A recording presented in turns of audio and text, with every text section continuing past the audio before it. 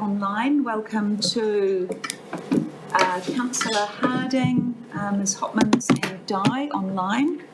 Welcome councillors, welcome Māori representatives, welcome to staff and to public. Councillor Van Beek, would you open our morning? Thank you. Unfortunately, I actually got to be at a recovery job in Wellington this afternoon, so I've got to leave around about lunchtime, so I can't close if that's okay with you. Thank you.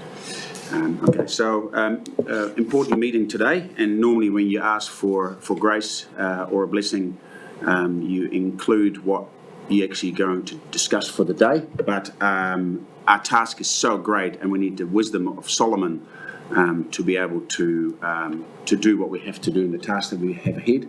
So I'll shorten it slightly, otherwise we'll be here till 12 o'clock, just asking for a blessing, so I won't do that. Okay, let us pray.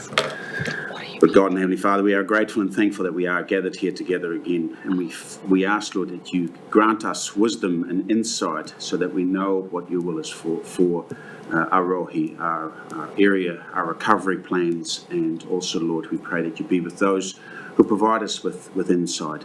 We ask, Lord, that you give us the wisdom of Solomon to make decisions that are wise, and that we contemplate who we actually doing this for, that we do this for not just for ourselves or for our egos, but we do this for our community to keep them safe and sound, because that is our key objective as governors. Father, we ask that you be with Bill and Henawai as they'll be travelling long distance today, that you grant them travelling mercies and bring them safe and sound back to us again. Be with those who cannot make it here, and that you also be with them as well. Father, we ask now, be with us as we discuss and learn, that we may be kind to one another, and that we not commit any sin to anyone or hurt anyone, either in mind or in speech. Dear Lord, this we ask in the name of your Son, Jesus Christ. Amen. Amen. Amen. Thank you. Apologies today. We have an apology from Councillor Harding, who's online. He'll be in and out this morning. He's away on conference. As Councillor Van Beek mentioned, we're going to lose our Chair, Henawai, and Interim Chief Executive Bill. They're heading up to Wairoa. Wairoa District Council has their meetings today for land categorisation, people to meet and talk about categories 2 and 3 and what that might mean. Really important meeting. We'll also lose Councillor Roadley, who's in Wairoa. She'll be attending, and also, of course, Councillor Lambert.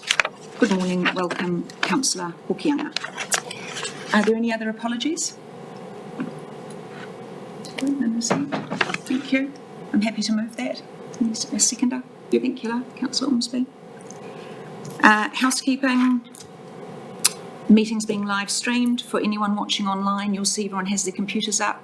It's because we're trying to be paperless. People are looking at their agendas online, not at other things. In an earthquake, drop, cover and hold. If it's long and strong, please enter the building and proceed up Napier Hill. Evacuation, there'll be an emergency alarm sounding. Evacuate, please, and assemble on the corner of Dalton and Voltaire streets. Toilets are down at the end of the hallway that way. Any conflicts of interest to declare? Thank you. Confirmation of minutes. They're online, they're quite fulsome. I have looked over them. Are there any issues arising or any corrections that need to be made? No, I've read them thoroughly, so I'm happy to move them if I have a seconder. Thank you, Councillor Van Beek. Welcome, Ms Rupaha and Ms Hopmans. Are you coming today? Are you appointing for the RPC today? No, we're not. Not today? Not today. I'm not sure if Tanya wants to add to that, but no, we're not appointing today. Okay. Tanya, would you like to add anything? Kia ora. No, we are yet to meet as tangata whenua members, but we'll be doing that shortly. So you'll join us today as observers? Yes. Okay. Yes. So no speaking, no voting today, but you'll take that. Thank you. Appreciate that. Let's move into item 4, the Rapid Rebuild project update. Who's presenting today? John. Welcome, John. We have talked as councillors that we are taking reports as read, so people will be well aware of what's in the report, but you may like to take us through some highlights before we move into questions. Certainly. Kia ora tātou, thanks for having me here. If I might just refer to the situation report that was attached to the covering report. That is over a week old now, so it has changed. A number, 3 projects that were in planning phase have moved into execution phase. And one of those has moved from planning through execution and into completion, that being the Waipawa Township scour sites. They are practically complete and hydroseeded. And I might just note also that Walker Road is full height, mostly topsoil, and is waiting fine weather for hydroseeding. Also note that essentially all of our pods as they are currently allocated are on their last sites for allocation once they finish the sites they're currently on, with the exception of the Waipawa upstream Manganuku. Those pods will be demobilised because we have no more sites to put them to. We are waiting for a number of work packages to come down the line from our asset inspection prioritisation team. All indications are that they'll be pods of a different nature and more civil related as opposed to earthworks related. We're also working on pulling together pods for the land categorisation solution optioneering and concept design. So those are coming together pretty rapidly. That's probably about all to report at this point. Excellent, thank you. Questions? Yeah, I've got one. Would it be possible, because a lot of these, like Omahu Lower Scale 1, Scale 2, Scale 3, and 5 and 6, it's great to see them on paper, but actually we can't visualise it. Would it be possible in future maybe actually to add a map to it as well? So we actually can identify where actually these are? So then we can actually, because otherwise you would have to ask you first where it is, you show them on the map, and then we can ask some questions about it. Can certainly work on that. Omahu scours are pretty complex because there's about 17 scour sites in and amongst the completed breach repairs. So making that meaningful at a right scale without overloading the report will be a bit of a challenge, but we'll work on that. I can imagine. Yeah, as long as it's over. So even if it's just a circle with scours 1 to 5 or something like that. Okay. Can I have a second question? Yes. In on the Tuatakuri Springfield Road side, there's a large breach. Yes. But there's further upstream, only about 50 or 100 metres, there is still a large break, and which hasn't been touched at all, except for there's actually a stop bank just put in front of it, a very low one, just for a fresh, just a gravel bank. What is happening to that particular piece? Great question. That comes under the label of Springfield Road Upper 3. Okay. And so that's a scour site, and that is currently on hold as we await Archaeological Authority, as we've had a couple of finds there, namely midden pits and Hangi pit stones. Okay. So we've lodged an urgent request to Heritage New Zealand for an Archaeological Authority to disturb.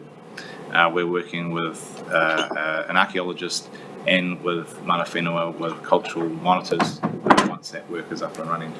We've also trained that cultural monitor with a session with the archaeologists on what they should be looking for as the work might unfold, and anything that is discovered will be relocated to an agreed location for further work to be done on that. So that is influencing Springfield Upper and the rebuild around O'Brien's Drain, and also some of our Omaranui scour repairs that are in areas believed to be likely to have an archaeological find. So that's where that's at. Yeah. Thank you. Thank you. Councillor Ormsby. Yeah, kia ora, Chair. Kia ora, John. Thank you for the paper, and just to highlight again the tremendous work completed by the team on the ground.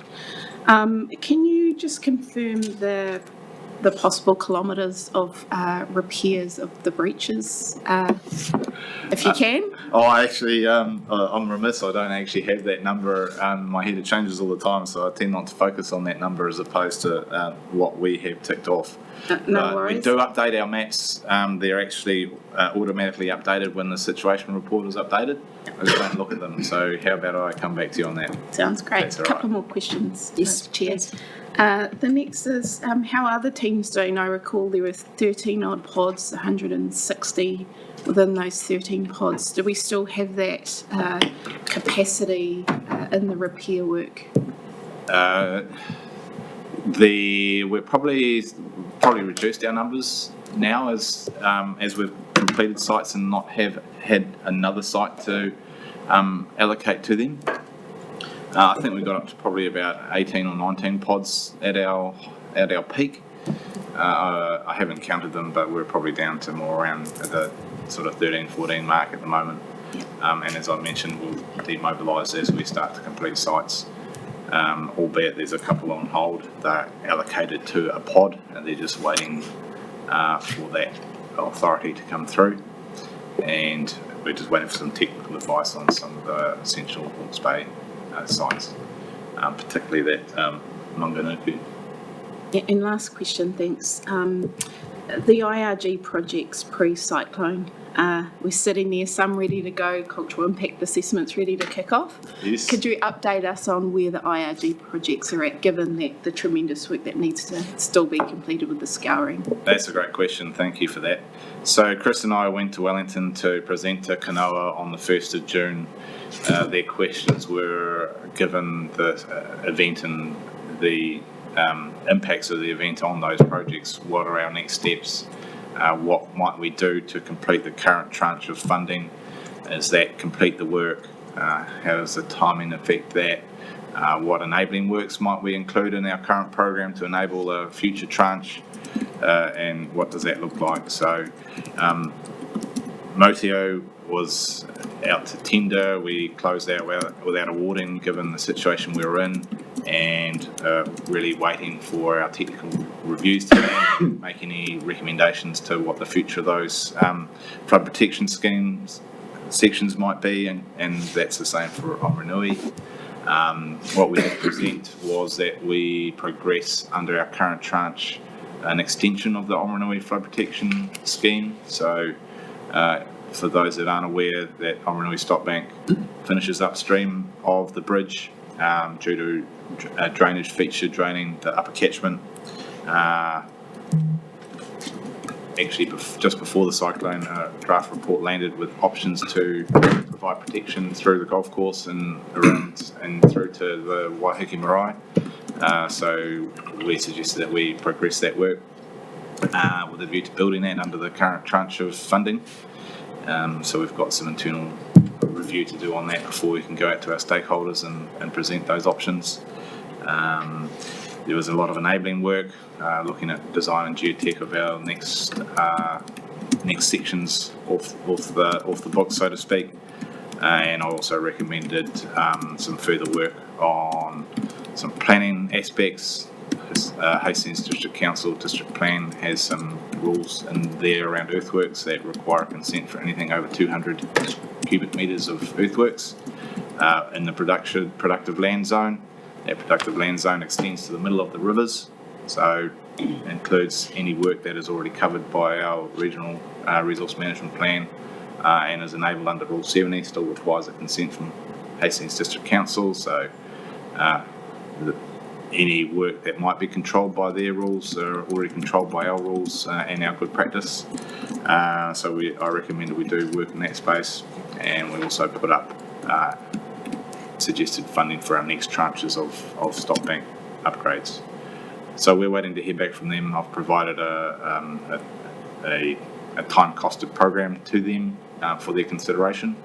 It included more money than we had previously put up, so we'll await with bated breath how that might land. Thank you. I might just ask the Interim Chief Executive to comment before Councillor Curtin. Yes. Mr. Bayfield. You can tell from John's detailed breakdown of what they discussed with Kanoa and what the IRG funds. These are people who actually understand what we're going through, and they're relatively easy to talk to in detail, and they know. And so on Friday, we meet with DIA to ascertain whether or not DIA are going to negotiate directly with us over the Class 2 and Class 3 floodworks. We've received advice from the negotiators on the Category 3 buyouts that they only want to negotiate the Category 3 buyouts. So at the moment, it looks as if our flood stuff is outside that. However, the negotiating team on behalf of the Hawke's Bay is arguing against that, saying they want to negotiate with Treasury basically all the package associated with the recovery, and know that one bid is not being traded off against another by a different government department. Whether they're successful or not, can't tell. But that's the position. So what we're saying to DIA is, if it is you, then who are you using to do your negotiations? Because you have Kanoa and they understand us. Why the hell can't you use them? And they would understand that the 100 million that was put in the budget, that was primarily to come to earthquake affected regions for repairs, they would understand that not all of that can be spent in the first year. And in actual fact, it's probably a 3, if not a 4-year program.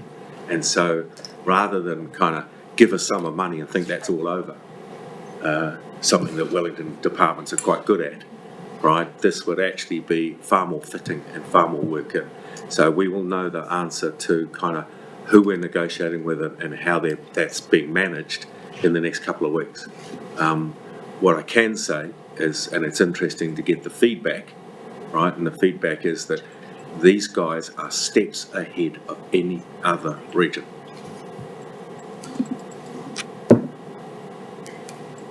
Any questions actually for Bill relating to that before we go back to John? No? Okay, thank you, Mr. Bayfield. Councillor Curtin. Thank you, Madam Chair. John, great report. Great to see so much green there. It's fantastic. Focus team obviously going on. I've got a cluster of questions, I'm sorry. That's fine. The first one is, if we go to your table, Brookfield's lower Awatoto, I'm assuming that's the confluence of Tutaikuri and Ngātauroro. That is actually, sorry Neil to interrupt you there, that is the Ravensdown site. So that is the true left bank of the Tutaikuri at the Ravensdown breach site. Okay. Are you describing the work at Ngātauroro else? I believe what you're referring to is the confluence site where at the downstream end of the Pakawhai community area where we had the two rivers meet. Yes. Confluence site there. Yes, that is complete, and that is under Pakawhai Outer, I believe. Outer. If you look to the table, second from the bottom, and it has there in brackets TK and okay. confluence. I'm with you now. Yep. Just a question on that. I see quite a bit of work continuing there. Is that Kiwi Rail, or what's the Regional Council's involvement ongoing? At that confluence site? So both sites? Yes, so on both rivers, we are addressing scours along those stop banks. The scours on the Tutaikuri side are complete. The scours on the Ngātauroro side are still underway. So in terms of your reporting, you are, is that treated separately because it's scour? Correct. Okay, yep. That's fine. Through you, Madam Chair, if I could offer Yes. Councillor Curtin some further advice. You asked me to write, if you recall it, I can't remember what committee it was, but we agreed that I would write to Railways and Wakakotahi. Those letters had a remarkable effect. They went out on Thursday and we met with Railways on Monday. And they have laid out a very similar pattern to us, where they are repairing back to an existing standard, i.e. back what was, but that's not final in many cases, and that they are doing design and planning work, and that they're looking to put in more permanent solutions or advance more permanent solutions in about 18 months or 2 years' time. So the Awatoto Bridge that you see for Railways is a build back, and basically it's to get freight travelling to the port and take trucks off our roads. And basically that they are looking to redesign that and to consider what they have to do. And they have agreed to work with us and Waka Kotahi and the two district councils to think about how that river mouth might work.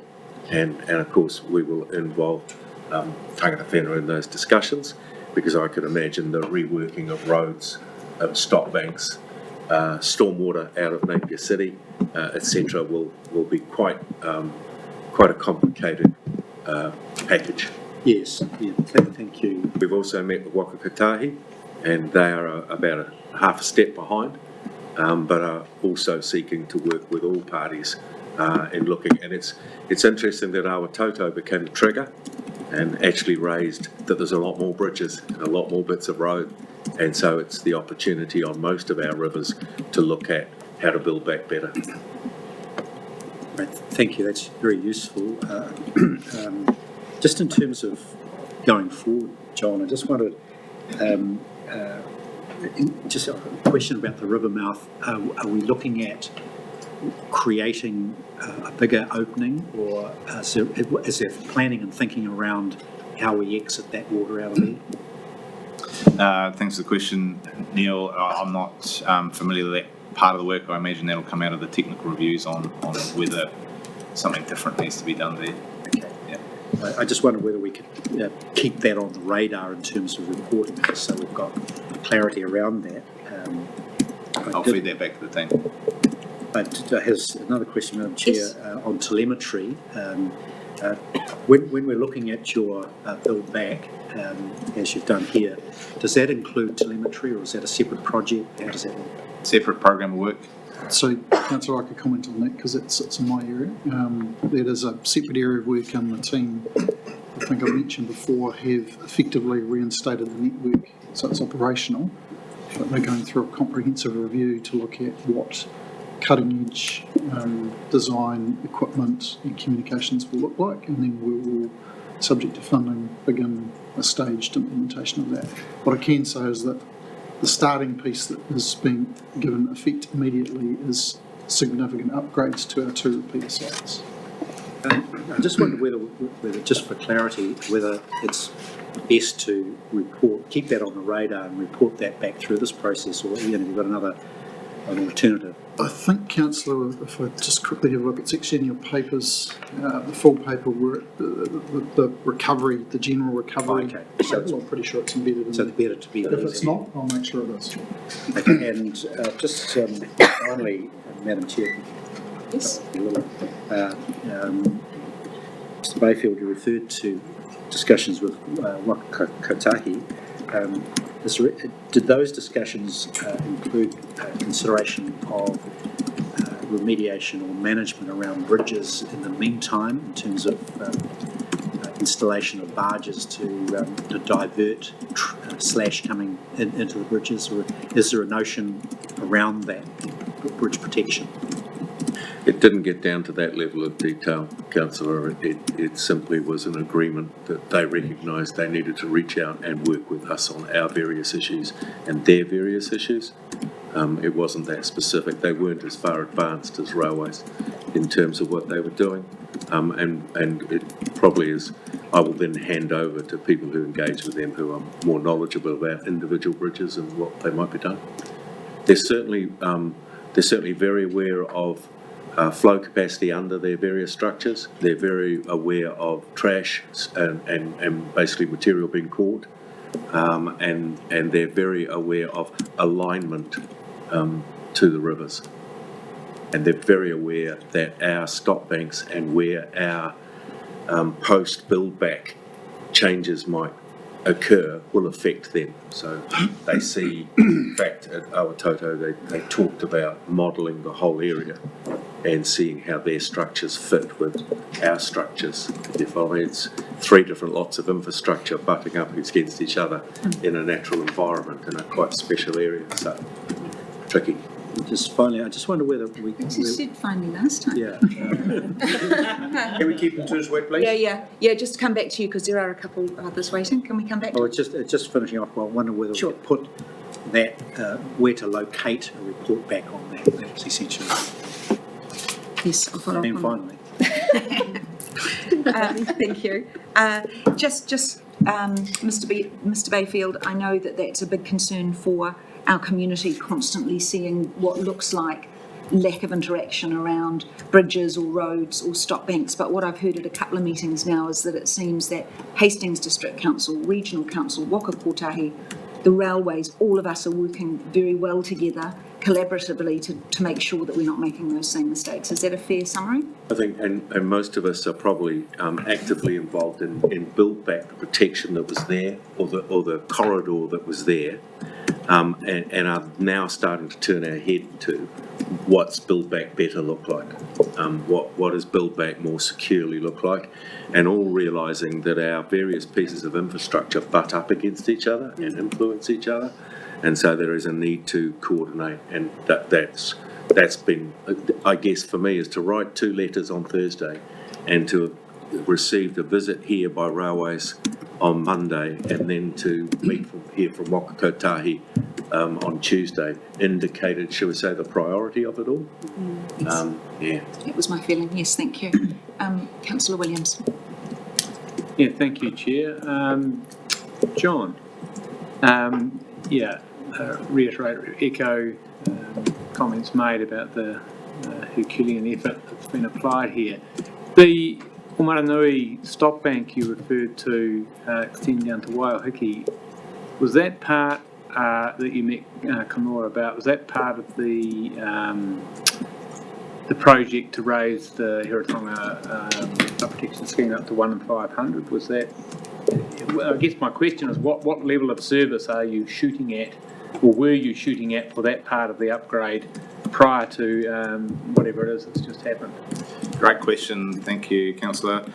So originally, prior to the cyclone, we were looking at a 1 in 500 year event. Our modelling had indicated that at 1 in 500 it would tip through the golf course and around the riverside of the marae land, which is unfortunately deemed to be reasonably accurate. So we were looking at 1 in 500. That notwithstanding,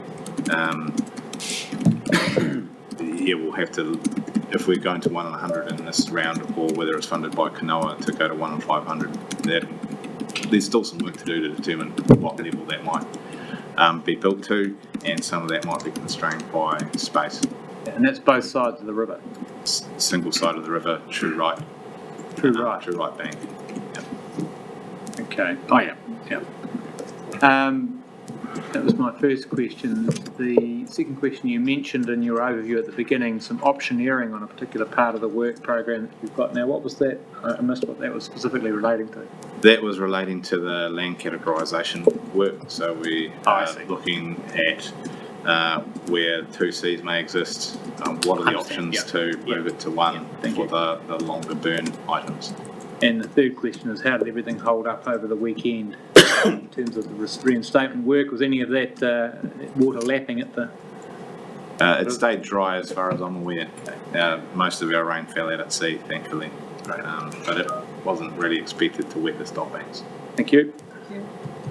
Councillor Foley, then Councillor Hokianga. Thanks, Chair. Got a few questions.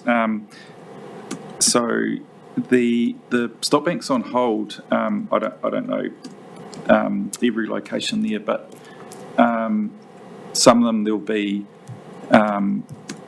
certain landowners, property owners impacted or not, whether the stop bank's repaired or not. Have you been in contact with those landowners just to let them know what's going on, or in this case, what's not going on at the moment until you decide? Thank you, Councillor Foley. We have been in contact with some landowners. Where they're on hold, the package hasn't been handed over to us per se, so between the engineering or the asset inspection and prioritisation team, somewhere within the asset management group, we'll be in touch with those landowners to talk through those options. So not all of them today. Great, thank you. Secondly, and just following on from some of the comments about the great work done, and there's been some really good comms about that work done, but you know, with the weather we've just had, just the stop banks repaired back to what they were is not the fear with the sound of the rain on the roof, the fear, the anxiousness, the nervousness is still there. And so I just think we need to kind of step up our comms, not just that the stop banks are rebuilt to what they were, but, we're also monitoring river levels, rainfall forecast and things, just to kind of, because with a bit of silence, stop banks fixed and then silence, it's almost like we've sort of walked away. And I know there's lots of work going on in the background, but the community's not feeling that at the moment, and I think we just need to kind of let them know, just to. Noted. Certainly, we put comms out leading into the weekend, just being around the expected rainfall, and that we were monitoring the river levels and forecasts, and we had boots on the ground. Appreciate. You can always do more of that. Yeah, great. Thank you. I'll pass it on. Thank you. And finally, just one stop bank that a few of us were on last week, Coronation Park in Waipa, was one of the very early ones that was repaired, and it was really disappointing to see some public use damage to such a recently repaired piece of work. So to those community members out there saying, what's the regional council going to do about that now and going into the future? What response can we give them, if any, around trying to prevent that, because it's not a good look, and it probably is compromising the integrity. Certainly, where the hydroseeding has recently taken place, that is damaging that hydroseed and compromising the ability for grass to grow and to knit all of that construction together. So that is quite disappointing. We are going to fence them off, actually, and we've put some comms out and contacted CHBDC to put comms out to ask people to stay off the stop banks. They are very freshly reconstructed. Coronation Park, there was a temporary stop bank put in, and we reconstructed it to engineering standard. And yes, there is some damage from wheel tracking and other traffic across it, so it's really disappointing, and it will compromise the ability of that to reach full strength as quickly as possible. So we're going to look to fence off where we can. Have you had that problem on any other stop banks? A few others, not many. That's one of the challenges of having flood protection right in town, I guess. And it is a frequently used area by the public, and I can understand they want to get out there and get in amongst it, but we just need them to be patient for a bit longer. Great, thanks, John. Thanks, John. Councillor Hokianga. Thank you, Madam Chair.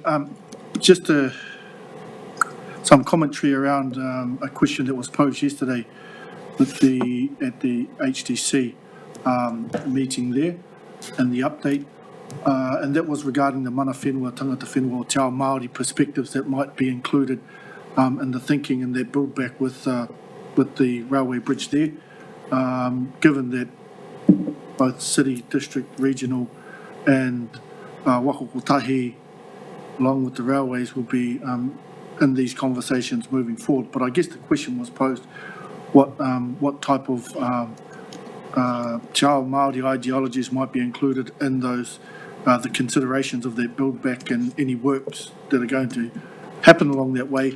My recommendation here is probably the best starting point for us is that no doubt there would have been a process of perhaps a cultural impact assessment that may have happened, and I'm assuming that it would have happened during the project of Aotearangi or the Celestial Compass along there.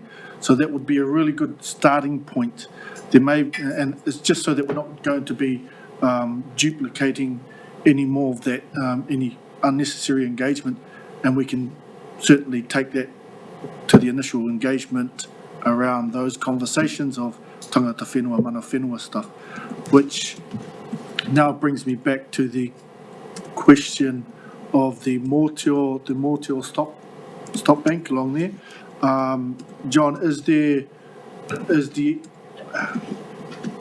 appetite still high enough to engage that with the hapu on that cultural impact assessment that was discussed on that bank the week before the cyclone hit? Thank you for that question, Councillor.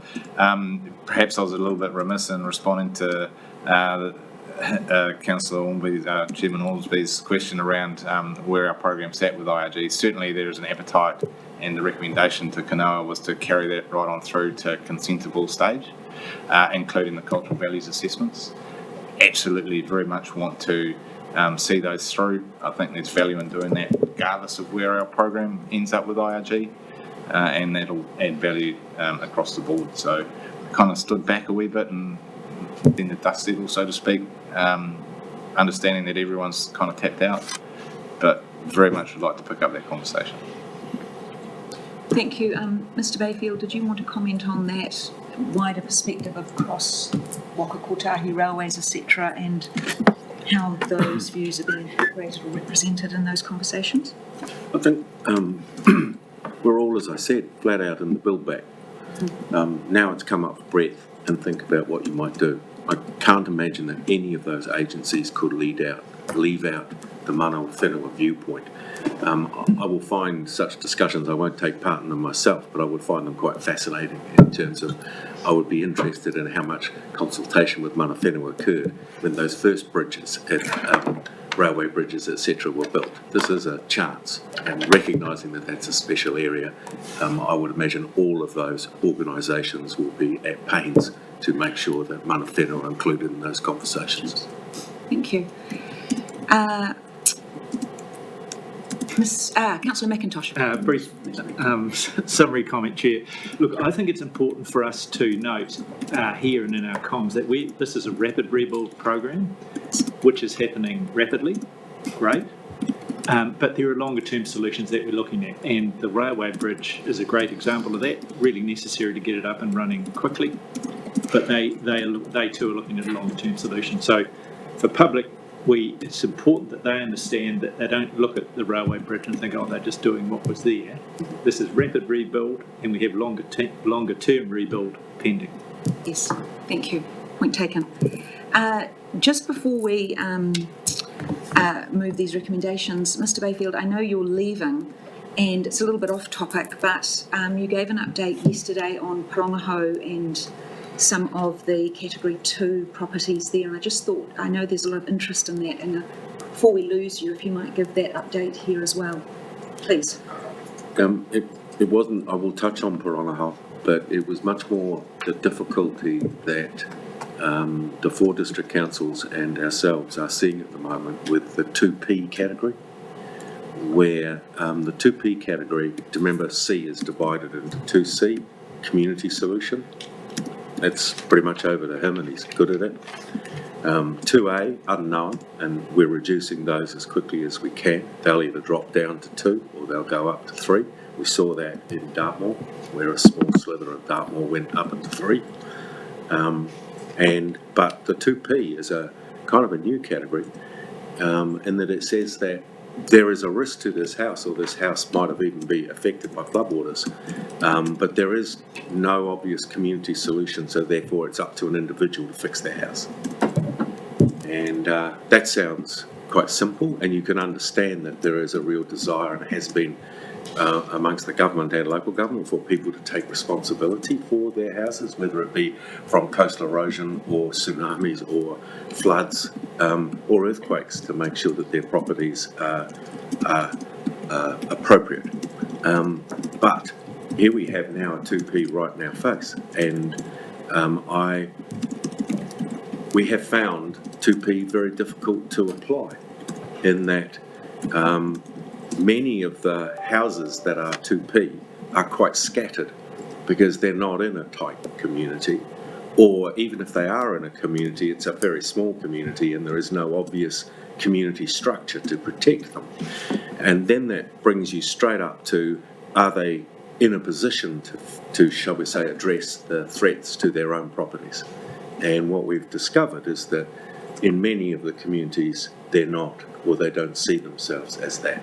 And that certainly came through loud and clear at the meeting at Omahu, where the vast majority of Omahu is an area under 2C that can relatively simply move to 1 as soon as John gives me the word that the stop bank is completed. That's good news.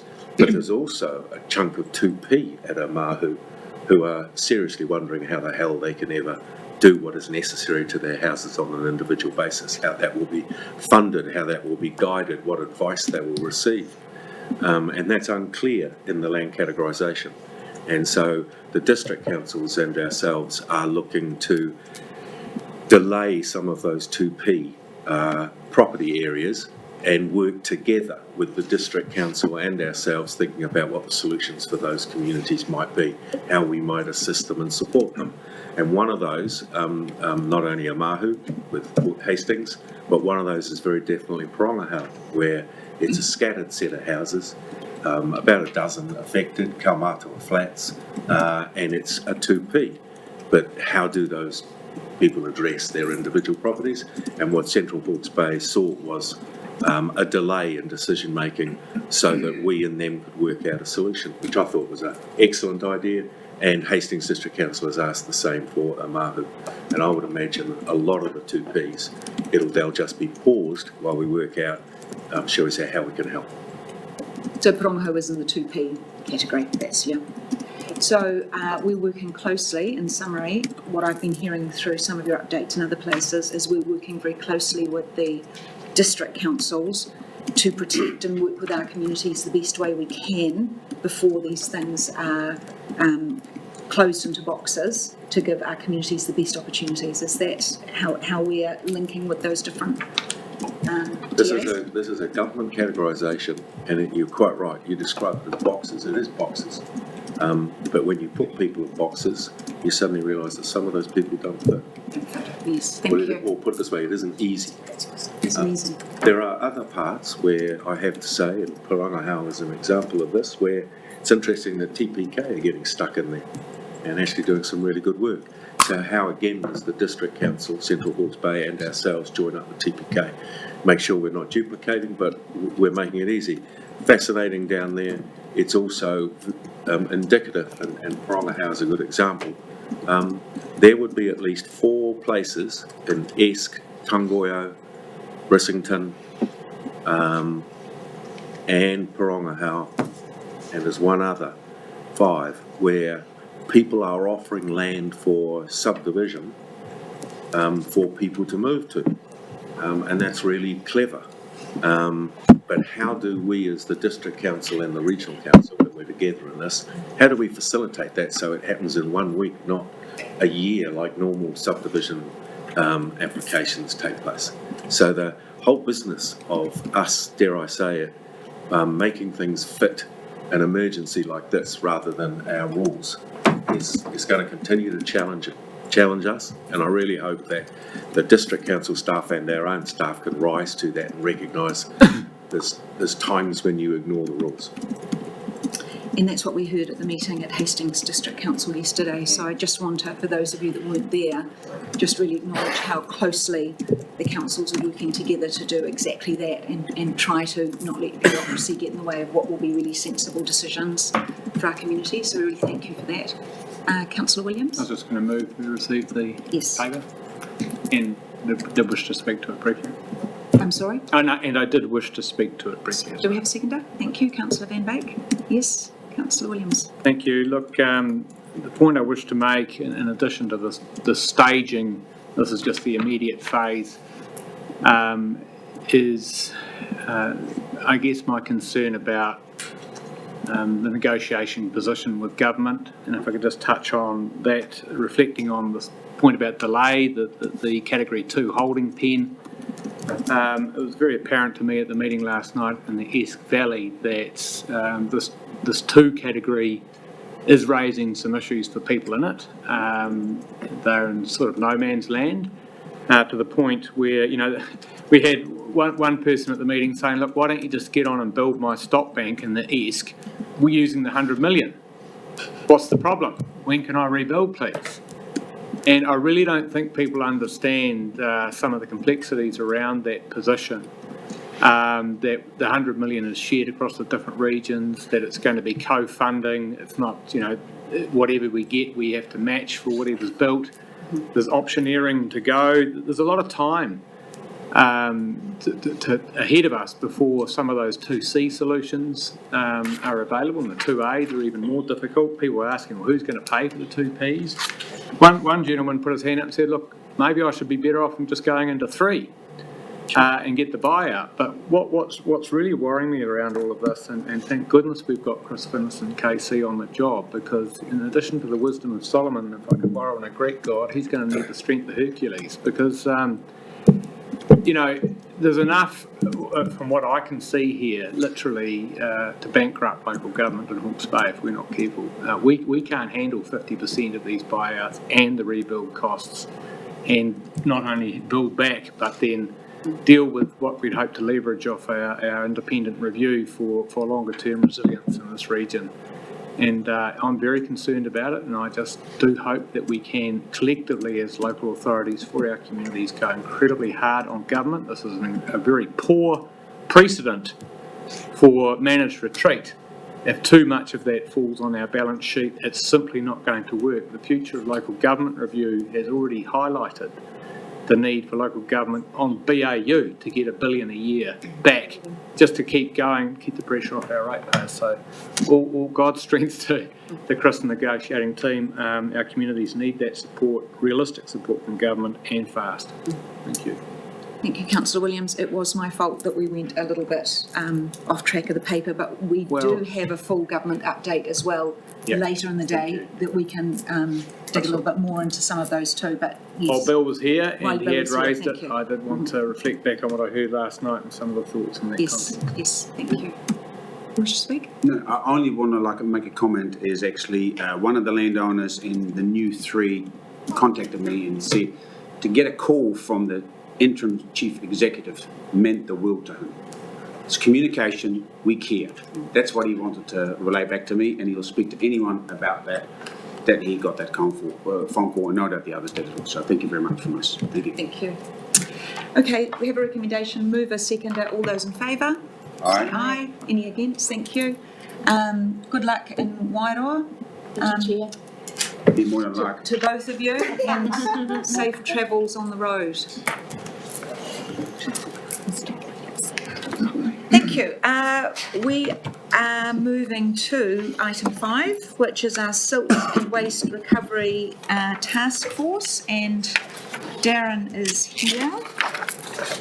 Thank you, and thank you for this extremely fulsome paper. Everything you could ever want to know about the Silt Task Force and more. So I'm not sure if you were here earlier, Darren, that we're taking papers as read, but we're very happy to receive some headlines from you before questions. Yeah, kia ora koutou. For those that don't know who I am, my name's Darren de Klerk, so I'm leading the Silt Recovery Task Force and have been doing so since about mid-March. As the Chair noted, I'll take the paper as read, but draw your attention to some of the key highlights. As the paper describes, it's a significant piece of work. We've got a fair amount of silt across our whenua, as well as waste, as well as wood, and we've quickly learnt you can't divorce one from the other. So the task force has kind of evolved to deal with all of those waste streams. It's been a really collaborative effort to date through the councils, in particular the Hastings District Council and the Regional Council, where probably the bulk of the impact is, and now we're stretching a little bit into supporting Wairoa as well. So to date, we've collected in the Hiratonga Plains around 350,000 cubic metres of silt. That's spread across a number of deposit sites that's receiving the silt, multiple end users at those deposit sites. We have got around 25 crews operating across those, with well in excess of 100, 150 workers across the task force. Really collaborative effort, as I touched on. Really proud of the fact we're not using the big players so much. We are using the tier 2 contractors, and we've really been focused on repurposing, workers and labour into this. I think as well, the community around the deposit sites, it's been a real community effort with people coming to us for deposit sites. The early days was around council-owned property. That's now shifting into those multiple end uses. Wairoa has seen a little bit of focus in the last few weeks around wood recovery as well. So as of earlier this week or late last week, we've appointed an independent project manager to help coordinate the wood recovery across the Wairoa district. And that's a real good step forward there. And we've been engaging, I've spent some time in Wairoa and we've been engaging with the local team down there. So we should start seeing some action into the wood recovery, again, using local contractors as a bottom line in that space. For Central Hawke's Bay, not as big a impact as we're seeing along the Heretaunga Plains, but we have been engaging with Parongaho as well as some wood in Parongaho and Karakia, as well as along the Waipawa River. So we'll continue as well to support, and I guess the Taskforce operates in a more of a direct role in Hastings and Napier, but more of a supporting role in Central Hawke's Bay and Wairoa, and we will adjust our services as is needed. Other than that, I'll take questions. Thank you. Excellent, thank you. We have Councillor Harding online. Kia ora, Chair. This is a bit of a juggle for me. I hope you can hear me. Can you hear me right? Yes, we can. So my question, and thanks very much, Darren and others, for this report and all the work that they've been done. It's been done to date. And what we've seen clearly is that the benefits of applying good process and prioritisation, and so I've got increasing confidence that we're getting on track with this issue. At the end of it has been the most protracted problems of the mixed silt and waste, and I just want to again, or on one hand, note that the sediment and debris funding now available and being processed, that it is really important that our communication around our capacity and process around the mixed waste, the taking it away and sorting the options that our comms and our capacity is made very clearly available. I trust that's in hand. I just didn't see any specific comment around communication aspects of that. So that was the first point I wanted to make. The second point I want to make is around the health risks to sediment. So I note that there's information in the report around some comprehensive testing of the silt sites, and that, apart from one issue with hydrocarbons, is all very positive and below background levels. So we're talking about clean silt. There is a gap. There's the council website that hasn't been updated for a while, and it currently talks about testing pathogens coming through. Now, we know that pathogens are not a long-term issue, but that is a gap in the reporting, and so we need an update there. The other point the thing I want to highlight is I want to draw council's attention to article Hawke's Bay Today and last Saturday around the risks around silt dust blowing. And the example was in the Esk Valley, but there's a more general issue to be considered around sort of landscape management of wind-blown silt. And I'd like to see some attention paid by council towards that as we go forward to the spring. And I'm open to suggestions about what that could look like, but I feel that we need better information and specific attention paid to managing the risk of wind-blown silt at a landscape scale. Thank you. Thank you, Councillor Harding. Sure. I'm not sure if there was a question in there. I did make a few notes as Councillor Harding went through there. I guess, so just picking up on the testing regime, there has been a significant amount of testing underway through the silt sites. The way we approach that is that across those 8 deposit sites, we have a regular testing regime. So all the silt that's essentially coming into those sites gets tested, gets isolated, and once we know it's clean, then we kind of manage it through there. So we have an ongoing know if we did pick up a elevated sample, we could then isolate that and take it into the appropriate site that it needs to go to. We are doing some pathogen testing, so we just need to make sure we update that. But again, everything remains at the moment within kind of normal operating parameters. On the mixed waste, yes, we've been a little bit quiet on that because it's been one of our challenging areas to deal with, and the fact that separating silt, mixed waste from silt, and I touched on it earlier, you can't divorce one from the other. We should tomorrow open a processing site essentially for all of mixed waste in Pakawhai. That will be our receiving site. We have smaller sites in Dartmoor and Esk, but that'll be our main site to take in mixed waste, screen it and separate it, recycle what we can, shred what we can't, and if the silt comes back following a testing process, it'll go away to our deposit site. Ultimately, that site will in a year's time will be clean and you wouldn't know we would been there, but that'll be our main site for managing mixed waste. We will get some comms out in the coming days that site is now, and we have that service offering, so we'll encourage people to use their grant or whatever means to clean up property, let us know, and we can come and collect and sort those problematic waste streams. We're also going to be running out some campaigns. So the first one that'll be coming out later this week is around rainwater tanks. So we will have a service for people to log rainwater tanks for collection, and then we will go around collect them. We've set up a service with a plastic supplier who will go and recycle all the damaged rainwater tanks. And we'll be doing something similar for all of the other tricky waste streams, Extend Day probably being the next one now that we've got an output for that. But we'll continue to work, and again, working with the TA's waste teams who've been really the front runners in finding some of these solutions. Probably last point that I'll just comment on is dust. Yeah, dust is challenging. We've implemented one of the learnings through there is putting regular water carts, so we're picking up and trying to water down the road and street sweep the roads through Waiheke, Omahu, and next to all of our deposit sites, so that's ongoing. Esk is a challenge as well because it neighbours the state highway, so we can't just throw a truck on there and start sweeping. We have to work with the local Wakakotahi team there, so we are working through them. We have 2 sites in Esk, that's one's a processing site and one is a deposit site, so again showing them the relevant maintenance needed. We're also, as we finish the site, working with landowners to offer a hydro seeding option to try and keep some of the wind-blown silt, but again I think what Councillor Harding is talking about is what's asked for in Esk is a blanket seeding of the valley, which is obviously a much bigger discussion point to have. So probably those are my main comments at the moment. We are aware of them. We're trying our best to put actions in place to mitigate those risks.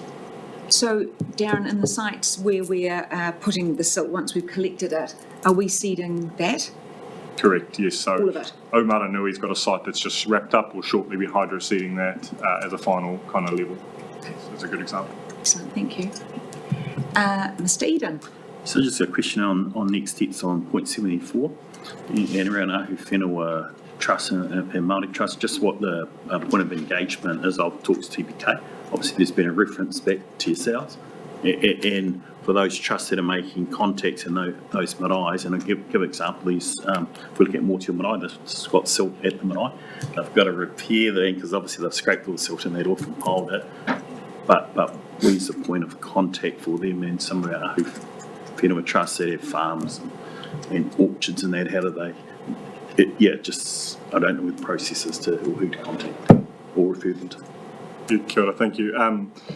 We're not differentiating the process, so if there's silt to be collected, essentially the job can be logged and we'll go and collect it. We are working directly with a number of marae as well that have reached out to us, so Waiheke, Omahu, Tangoio, we've been out there a number of times, Patani, to deal with some of their issues and how we can support them.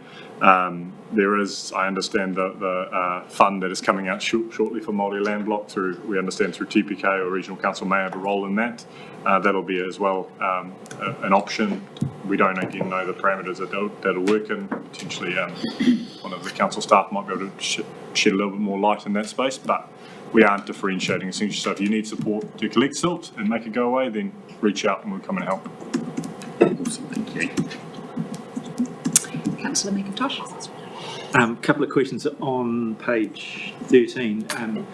In referring to the assessment of health and safety, my first question is, actually, does that include the health of the people affected? I'm thinking in particular about someone getting up every morning and staring at a big pile of mixed waste.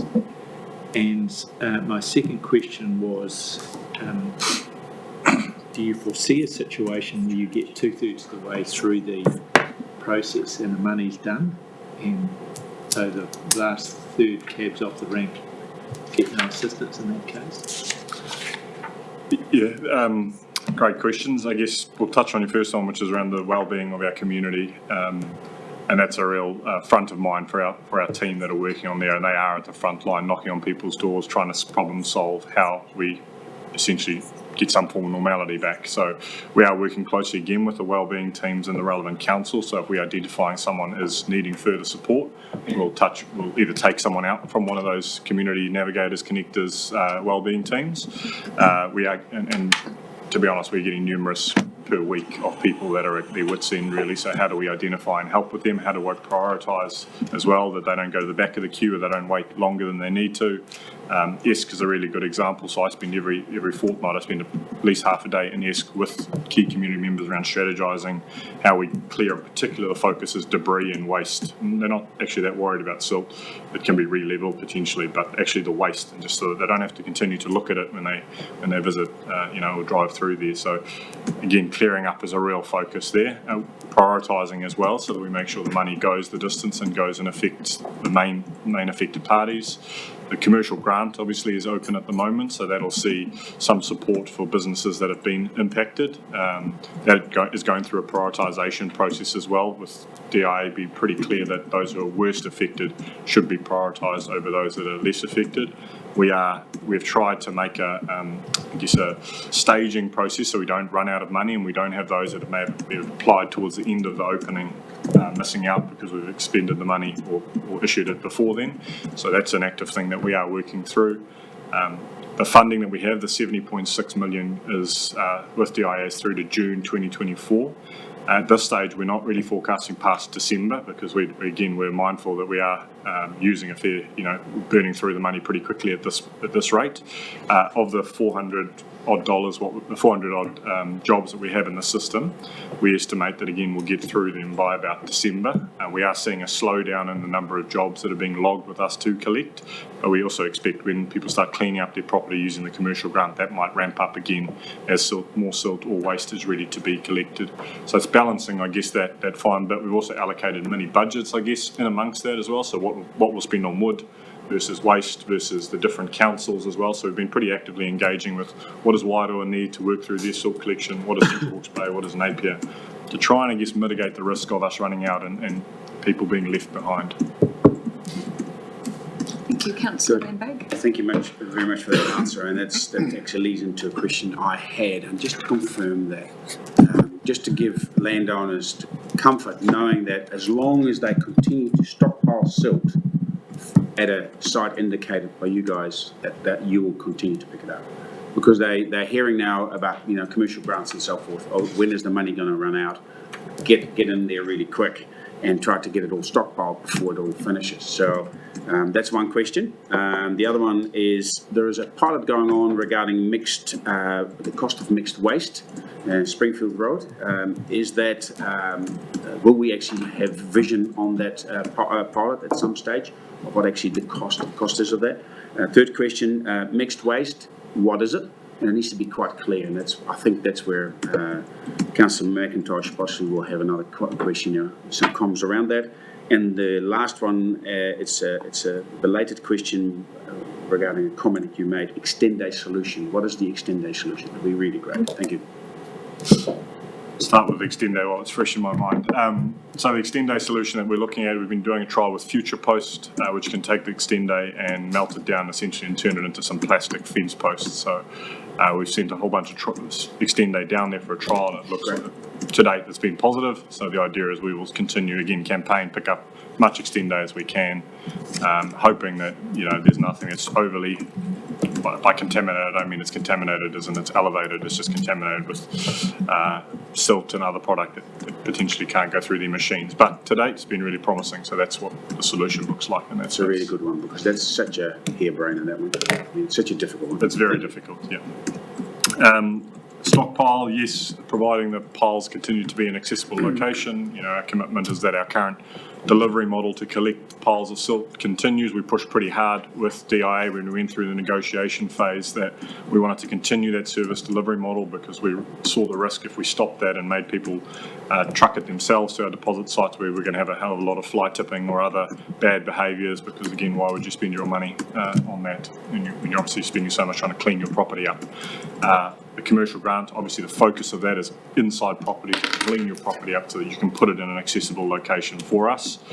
The other bit that we've recently released is the authorised contractor listing. So that is essentially a contractor that we are comfortable you can engage as a landowner, and they can truck it straight from your cleanup through to our deposit site, and we'll essentially split the bill, I guess, in the fact that we don't have to send one of our contractors to go and collect. So we're trying to be as kind of agile and as make it as easy as possible for people in that space as well. So there's I guess a dual or hybrid service offering in that space. Mixed waste pilot, yes, we've been doing a little bit of work at Springfield Road with one of our contractors just to try and understand what's involved. And again, the landowner will be contributing to that as well around separating a real tanglement of vineyards and orchards. And obviously you've been involved in that, Councillor Van Beek. We'll report back kind of what the cost is to clean and what it looks like, because that's a good example to share, and we've been pushing that through the horticultural advisors at council as well to kind of push that message out as well, that there is an option. It is slow, obviously, but it can be done. And then the mixed waste, I guess, clarity, it's for us, it's anything, any inorganics that have been caught up in the silt process. So it can be as fast spread as we touched on, extend a tannalised timber, so your posts, wire, drums, anything really. Hazardous goods have obviously come up through there as well. So we're working with 3R Group and the regional council around offering a collection service of some form in that space as well. So really just trying to cater, I guess, for the widespread material that we're finding as well. There's strawberry netting as well. There's all sorts of, it's anything that's kind of not natural really. Yeah. Just to pick up on two of those points. One is the budget. And of course, anyone in this situation will be anxious about that exactly being last cab off the rank. So has government closed this as the final budget for this? Or will they be looking, I'm seeing you've budgeted through till December, and how are we going to follow that reporting if it is closed, and how are we going to be sure that then I might refer to Ms Young over there for any information she might have from government funding, but what I can tell you, I guess, is that we've been pushing pretty hard, obviously, for funding prior to the 70.6 got announced, and then the 62.6, we've been pretty clear that we don't think that's enough, but whether there's more funding, we don't know. We obviously aren't going to collect everything. Like, we've been pretty clear we can't collect everything. We need advisory support, and I know Mr Wakeland is working on a land advisory team to get out there and provide support to landowners if you keep silt on property. Because again, as I touched on in ESC, we may not remove it, we may actually start re-levelling it. That opens a whole discussion around hydrology and catchment, what does it do with new landform and drains and blah, blah, blah. As well as if you remove silt from one property but not another, there's obviously all sorts of kind of knock-on impacts if we do or don't remove silt. But yeah, budget-wise, we at this stage are looking through to December, just given the rate of expenditure at the moment, but also the amount of work that we are getting through at the moment. And we'll continue to report back to DIA and government, because through our reporting metrics is a quarterly report, and we're regularly discussing with them around expenditure and the problems that we are seeing. But I might see if Susie's got anything else to add. I don't even know how to. Oh, here we go. Thank you.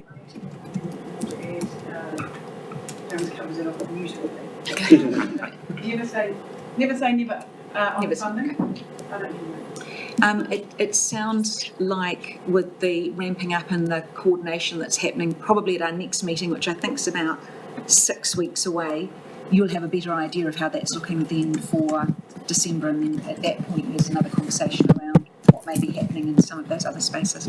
The other thing I just wanted to pick up on is the social issue, and from what I'm hearing back from some of the community, this 0800 number that they're calling, closely tied with Hastings District Council and this task force. Now I hear yesterday they've appointed, I think, their 12 community navigators.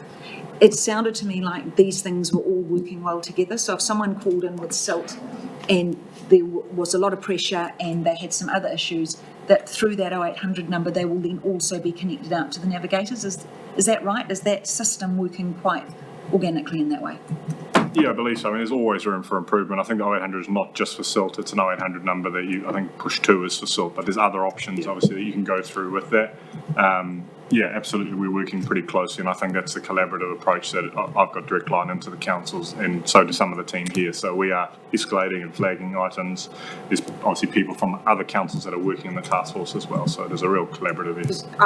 I'm hearing that back in the community, that there's been a lot of great connections there, so, and that's your feeling, well, it's working really well. I want to say thank you for that, because we know that the actual Silt issue as a practical issue is only really 50%, the psychosocial side is big, so thank you for that.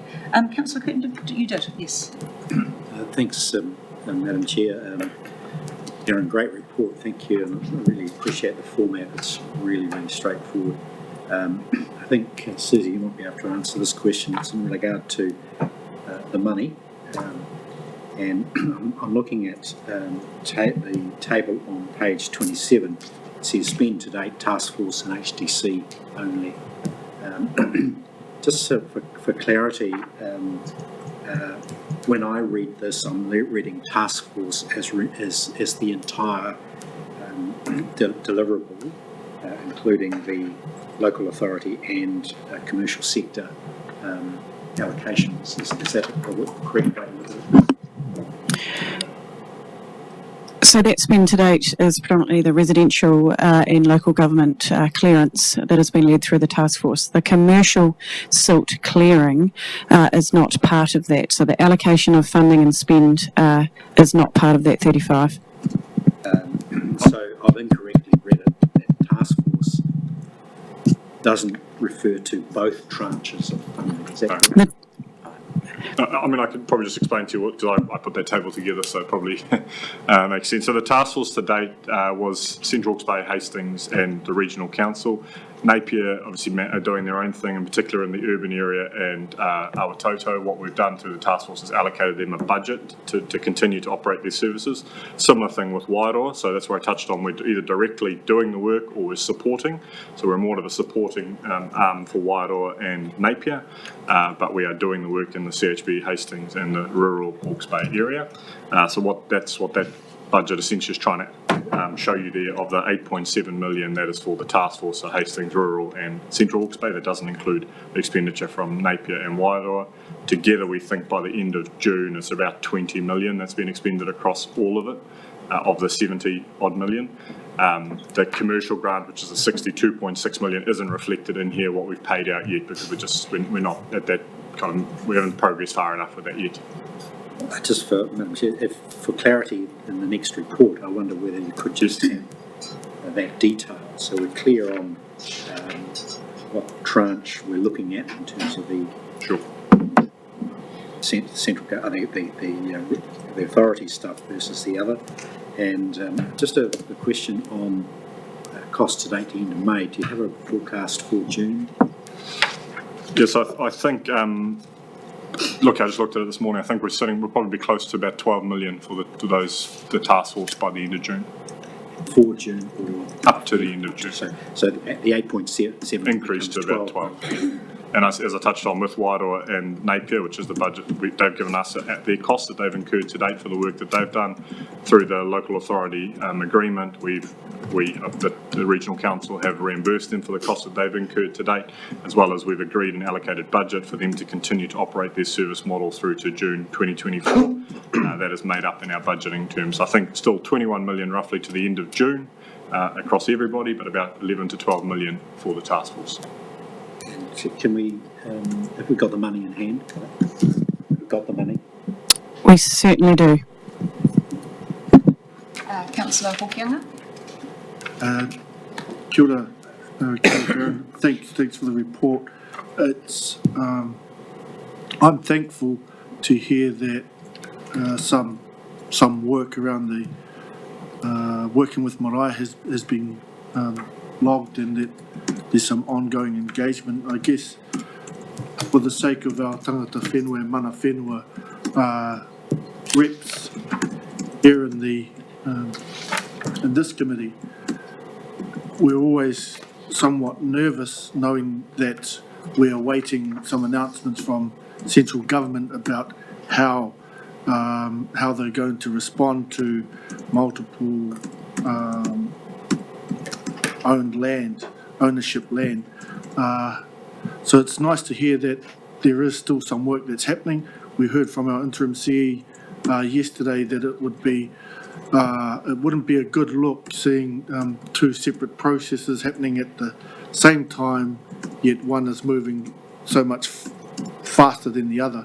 And so I just wanted to highlight that, and further to the point of Mr. Eden about Mortil and those that are requiring that work. So thanks for that. It's nice to hear. It sort of puts the representatives of mana whenua and tangata whenua in I guess in a state of nervousness, and we just are awaiting those announcements so that we can, I guess, respond to those questions from our constituencies, our marae and hapu communities a lot more accurately. So again, thanks for that. Councillor Farr, your Councillor Van Beek, happy I to would move? like to move that we accept this report unless there are any further questions. Yes, I have got another speaker. Happy to second? No, I want another question. Oh, yeah, no, hold on. Councillor Foley. Should be pretty quick. Yeah. You happy to second, Councillor Foley? Happy to do. Yeah, hey, good to see you, Darren. Obviously, a lot of the folks have been on silt and orchard type waste in this Hiratonga Plains area, I guess. But you know, outside of that, there's a bit of confusion, I think, around the rural waste, if you like. You know, is there a certain point we don't go past, or, you know, is the whole region covered and the type of waste? So, and to give you an example, like, you know, a sheep and beef farmer rolls up a fence flattened in floods. They believe they've been told it'll be picked up and they go and put it on the roadside. And they've supposedly logged it. Is that in your brief, that type of thing? Yeah, so we're not drawing a line, I guess, in this. We're not going past a certain road or part. It's all, we're supporting all of Hawke's Bay here. I guess the big test is the silt or waste affected as a result of Cyclone Gabrielle. So that's been the big test. We're not there to a general clean-up, obviously. But if you've had items affected by Cyclone Gabrielle, then get in touch with us. We'll assess it, and our team will make a kind of decision or work with you if we're not the appropriate vehicle to support you. I guess the main question is just log the job, and we'll come out and assess it. Okay, great, thanks. Councillor Williams, last speaker. Yeah, thank you. Look, I just wanted to pick up on Councillor Harding's question on regrassing and the prospect of a dust bowl and an El Nino spring coming with a possible dry summer. What are the challenges faced in what you referred to? You said it was a different conversation to deal with a landscape-wide regrass in Esk Valley. What are some of the challenges, short of just handing each landowner a bunch of grass seed and helping them get it out there? What's the problem and how do we overcome it? So yeah, I guess if you put it as simple as you're handing everyone a bit of grass seed, that's whether that's going to strike is probably another question. Yeah. So the way we're seeing it and the advice that we've been given from the teams we're working with, it's a hydro seed type mix that's going to germinate. We know we've only got a short window before that'll take. Yeah. The article this week on the paper was about helicopter flight hydro seeding the valley. What becomes challenging for us is multiple landowners and obviously working across multiple blocks and getting everybody to buy into that process. Yeah. It's probably a little bit of, and again, taking direction from council, whether it's our kind of game to be getting into that. We are working in with individual landowners where it's needed. Obviously, we're trying to mitigate if the dust is as a result of our operation, which is where we're obviously trying to keep roads clean, trying to manage the amount of silt that's dropped onto roads. That was a real issue when it was really wet. And then obviously that dries up. We've also been working with NIWA around air quality programs. So just trying to get an understanding of monitoring of air quality, talking with Te Whatuora as well, who just as recently as yesterday talked about there hasn't been an increase in respiratory cases that they've been monitoring as well. So I don't know if Mr Maxwell's got anything to add? So councillor, I could add to that, really pertinent to the kind of rural recovery work we've got underway. So we're putting in funding requests to establish, as Darren mentioned, a land recovery task force. So basically some technical expertise to work across the region to figure out how to do this. Put simply, the problem is twofold. One is you've got multiple land tenures and multiple land uses, and actually it's too late to try to regrass some of these areas in many situations because it's just too cold and the grass won't grow. Yep. So we had a window of opportunity up to about the end of May. There will be another opportunity in the spring, and we want to be front-footing that so that at that point we can be working across the appropriate scales to help people do the right thing. Great, thank you. That was my concern, the timing one. We've got another opportunity, and all the enabling and facilitating and supporting and advising and procuring we can do, I strongly commend in that rural recovery context, so thank you. Thank you. We have a mover and a seconder to receive the report. All those in favour? Oh, can I? Oh, yes, you may. Of course you may. Just, first of all, Darren, it's been amazing. Your team is fantastic. Landowners are really appreciative of what you guys are doing. You know, and it's, as you can see, I'm breaking up a little bit because I meet with these guys, and but there's still landowners that actually cannot even get it into a silt pile to an accessible area. So that hopefully that will be another discussion for the day. But your team has been really supportive, and you really brought some pragmatic ideas to this to some really difficult solutions. So I won't talk to them in detail because you might get into trouble. So I won't do that. Much appreciated. Thank you. You want to speak? No, thank you. All those in favour, say aye. Aye. Any against? Thank you. And yes, from me too, and we're hearing how much people are appreciating you fronting that, Darren, and having someone they know they can butt up against. So we're very grateful because we know how big a job it is. Appreciate it. Thank you. Kia ora. We were going to break now, but I think is the team here for the wider recovery update? Are you all here? The team is relatively limited, Chair. I know. It's myself and a handful of people who are going to get asked to come and speak to stuff in the back. Great. We're gonna do this now before morning tea because we have guests arriving at that point. So if you guys are ready, great. Welcome, welcome, small team. What we had proposed, Chair, is that the report is simply taken as read, and there's lots of material in there and I'm sure lots of questions. Yes, exactly. Do you want to give some highlights, Mr. Maxwell? Keep it a bit cold up the front there so that you won't it won't speak for too long and you want to get out of there. That's the McDonald model that we use here. Yeah, no. But the highlight for me would just be that the fact that there aren't many people in the room is because they're actually out there doing the work. So I know my team are head down in the community today actually at Tucheta doing rural recovery stuff. The engineering team obviously all out. So I think we just get into your questions. Yes. Great. Who'd like to start us off? Oh, they're all finding their notes.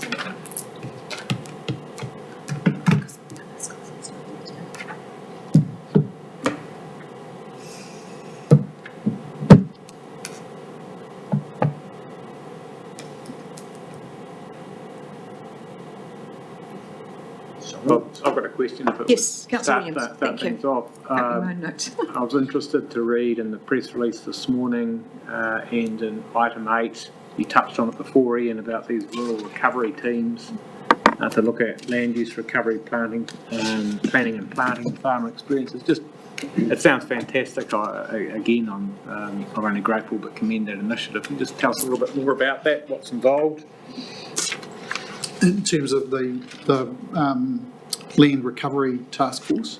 The Rural Recovery Team collaborating with the Rural Advisory Group to organise and deliver a series of recovery workshops. Yeah, so look, good question. What we're finding is that there are a lot of people who want to provide support and guidance to the rural community, rural professionals that want to get out there across our primary sector partners, central government, local government. What we've taken on as a role to try and coordinate as best we can those engagements, because the feedback strongly we're getting from farming community is, look, too many people are turning up, too many things happening. We kind of need a place to go to get a lot of material, or we need some organisation to ensure that we're not having those events compete with bull sales or various farm-related activities.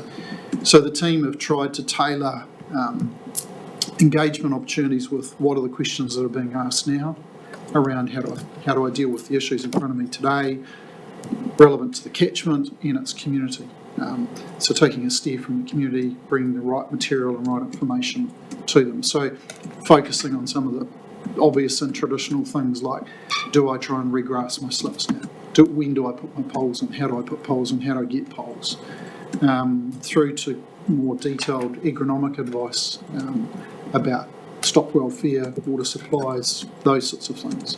So it's very tailor-made. So, for example, the Tutira Waikari one that's on today is probably more focused on the dairy sector. So we typically have the dairy awards about now. So the two have kind of been brought together to say, well, here's a combination of some recognition of the dairy sector as well as a dairy-focused series of workshops in an area that we haven't really probably had traditionally had a lot of on-the-ground engagement. So the first round's reasonably generic, and then as we learn more, we'll start to tailor.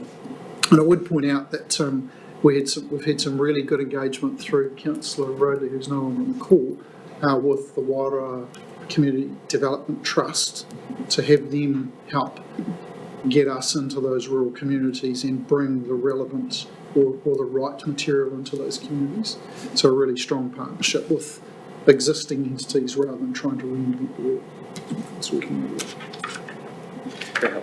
It's probably a question for you, Desi. The whole question of the version 2 or edition 2 of our environmental recovery plan, which was expected to be finished by the 1st of September, I understand, and all the challenges that we're meeting now with where the Regional Recovery Agency is with the first edition and the collation of that, and the issues around engagement and partnerships, etc. If you can just talk a little bit through that. I'd defer to Kerry. Kerry? Yeah, Great. that's okay. Thank you. So yes, that is an exceptional challenge because when we had originally been told that we would have to produce a second edition, we thought that was the end of September, and that's been brought forward to the beginning of September now, and that does, to a large degree, compromise our ability to engage effectively and genuinely with our community and with mana whenua. So we are doing our level best to undertake engagement, and I think, through workshops, obviously we are engaging with our communities alongside the TLAs through the land categorisation conversations, but we are trying to keep that quite separate from the recovery aspect and the development of that second edition of the Environmental Resilience Plan, because, they, whilst are both products of the cyclone, they are quite separate conversations to be had.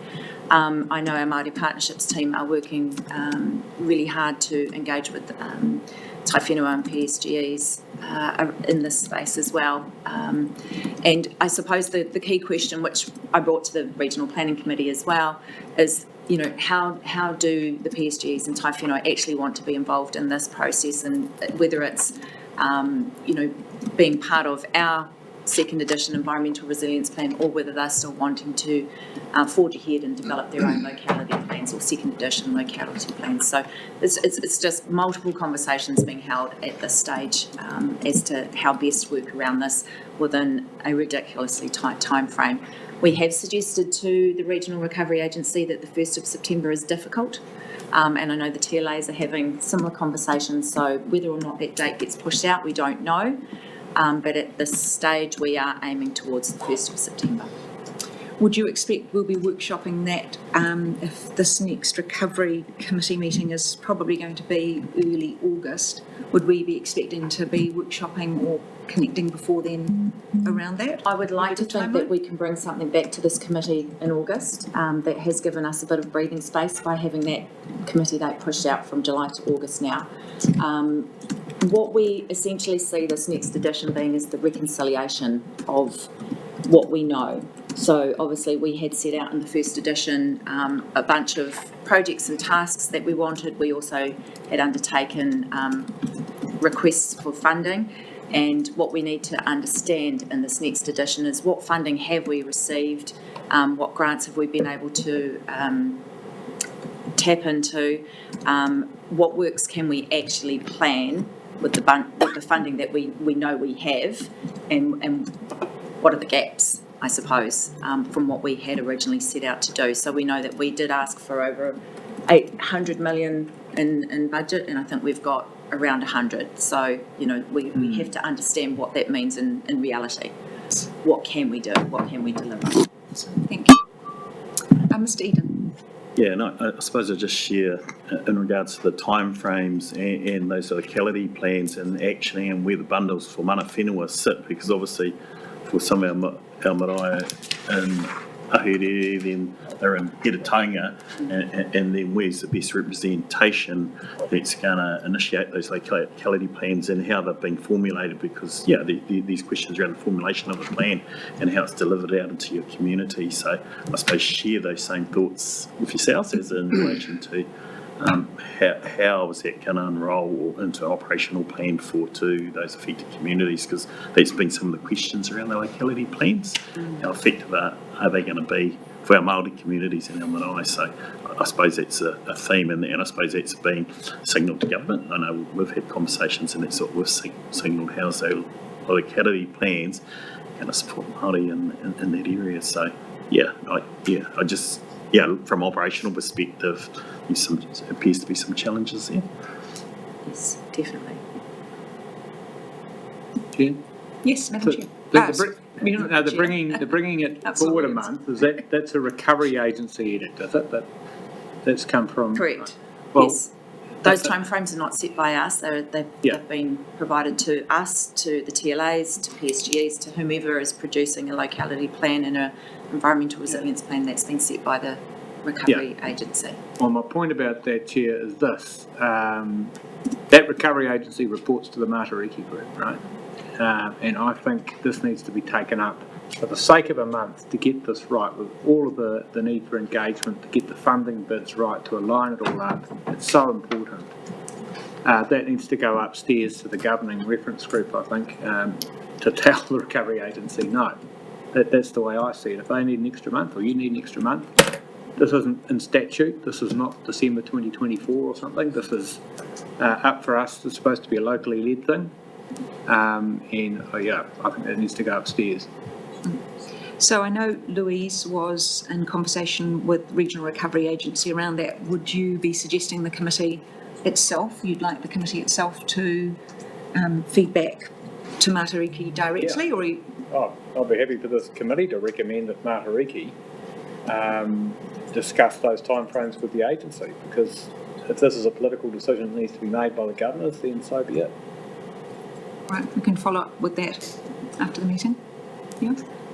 Just to elaborate a little bit further, the reasoning, as I understand it, for the 1st of September is to enable the Regional Recovery Agency to coordinate the collation of all of the information from whomever is providing them with locality plans, etc., so that they can then get that in front of government pre-election. So that's just to give you a little bit more context. I understand that, but we've got a bigger game here than this election, and there's more at stake than the convenience of time, I would have thought. We can talk about that offline. Okay. Councillor Curtin. Thanks, Madam Chair. I just wanted to try and work through. I think, Desiree, you might be able to help me here. It occurs to me that the work streams that we've identified are very much about building back quickly and building back to where we were pre-cyclone. But it occurs to me we've got the long-term plan looming very quickly. So is there somewhere that we can somehow bring into play or have reported the work that's being undertaken to build back better? I'm looking, for example, use the example, with our flood protection. Clearly we're building back better, we're building back to where it was before, but what are the plans going forward for increasing resilience. So it occurs to me we're needing to start thinking about this given the long-term plan requirements. How do we do that? How do we get onto the radar the work streams that are going on to say these banks are being built better, these protections are being considered? How do we do that? So Bill has asked me to do just a strategy on a page, like a very short comms piece almost, showing that very thing, that we've got the rapid repair to existing 1% AUP, and then once we know, sort of the timing and the work needed. So I'm in the process of doing that. But in terms of reporting regularly as a standing item to this council, we could think about adding it in somehow. We have to maybe take that offline and have to think about how we can do that. But I get your intent. And yeah, thank you. So, Chair, perhaps I could just add, I think perhaps the rapid rebuild is the one example where you kind of go, well, that's just fixing what's broken to the current standards. But in many of the programs of work, the work that it's embedded in here is actually future focused. It's not just about today's issues, it's about decades to come. But what we probably haven't done is brought that out to make clear that things like landowner engagement is not about today, it's about the future, etc., etc. So how we can better structure the table that gives you that look and feel of what's about just fixing the broken versus preparing people for the future. I think, though, Councillor Curtin's also showing us the problems with trying to report on recovery while managing the long-term plan issues that we're going to be wanting to deal with and get into our long-term planning. There's a timing question around that, making sure that we actually have time and space to be able to separate that too, as well as how we're reporting through this, because of course all our environmental integrated catchment work hasn't gone away with our recovery, and that is in here, as you say. But are you seeing some timing issues around us being able to build some of those future-looking programs into the long-term plan, given our focus on what staff and the organisation needs to achieve in the recovery? No, I think we will definitely have a longer time horizon in the long-term plan. I was just thinking about reporting. There might not be so much to report yet on those longer-term solutions, but we can future-proof it by putting it in here somewhere. Sure. I appreciate that work is yet to be done. Yeah. But if we could have it on the radar to say we've cut it down to these projects and we're working on that sort of thing. Yes, thank you. If I could just add to that, so I know that James Ferry and his team, the operational response team, are looking at scheme reviews of the Heretaunga Plains flood protection and Tukitiki. So they are looking to, what are the alternative solutions or additional solutions, so that, with the betterment as well, and then how that might be built into the long-term plan moving forward. So that's certainly on their radar, particularly around flood protections. More questions? I did have a question, but I can't find it. It was on the NIWA. They received funding to do some of those, and I can't find it. Sorry if I'm sounding vague. Is it number 7? Is it number 7? 7.2? The modelling, yes, and when we can expect that. I know that the time period, it looked like it was going to be a long way away, and I'm wondering if that's been resolved. Is that on the impact of silting burning on air quality? No, it's on the return periods, I think. Yeah. So Anna's actually sitting in the background there. She's been managing these contracts. She can come up and have a chat about timeframes, or grab a microphone, Anna, and give us your best explanation.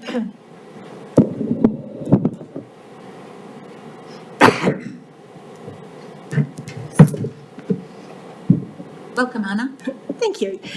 So timeframes for the flood frequency analysis. We met with NIWA last week. They have had to subcontract to the University of Auckland, NIWA, WSP Opus, because it is such a huge amount of work that they need to get through.